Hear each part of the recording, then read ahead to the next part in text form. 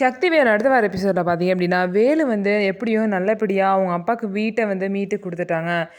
2 கோடி கொடுத்து பார்த்தீங்க அப்படின்னா அந்த வீட்டை வந்து மீட்டிருப்பாங்க. இந்த ஒரு சந்தோஷத்தில் பார்த்தீங்க அப்படின்னா வேலுவை வந்து கோவிலுக்கெலாம் கூட்டிகிட்டு போய் மாலை மரியாதைலாம் வந்து சிவபதி வந்து செய்வாங்க. அவங்க கோயிலுக்கு போன விஷயத்தை தெரிஞ்சுக்கிட்டு பார்த்தீங்க அப்படின்னா இந்த தென்னரசு வந்து தேனுக்கு கால் பண்ணி பேசுகிறாங்க. என்ன எல்லாம் வீடு கிடச்ச சந்தோஷத்தில் கோவிலுக்கு போயிருக்கீங்க போல், அப்புறம் எதுக்கு அந்த வேலுக்கு மாலையெல்லாம் வாங்கி தேவையில்லாமல் காசை வீணாக்குறீங்க, அந்த சிவபதி கெல்ட்டு பயலுக்கு வந்து அறிவே இல்லையா அப்படின்லாம் சொல்லி அவங்க அப்பாவே ரொம்ப தப்பாக பேசுவாங்க. அது மட்டும் இல்லாமல் அவங்க வயிற்றுல உள்ள குழந்தைக்கு யார் அப்பான்னு சொல்லிட்டு கண்டுபிடிச்சியா அப்படின்லாம் சொல்லிட்டு தேனையும் தப்பாக பேசுவாங்க. ஒழுங்கு மரியாதையே போயிரு, கோவிலில் இருக்கேன்னு பார்க்குற, இல்லை உனக்கு மரியாதை கேட்டுரும் அப்படின்னு சொல்லிட்டு தேனும் நல்லா தென்னரசை திட்டி விட்டுருவாங்க. இருந்தாலும் தென்னரசு திருந்தவே மாட்டாங்க. இன்னும் பார்த்தீங்க அப்படின்னா டாக்குமெண்டேஷன் போடுற இடத்துல ஏதாவது ஒரு பிரச்சனையை பண்ணணும், வீடை வந்து நம்ம பேருக்கு மாற்றி எழுதிக்கலாம் அப்படின்னு சொல்லிட்டு தென்னரசு வந்து அந்த பிளானில் தான் இருக்காங்க.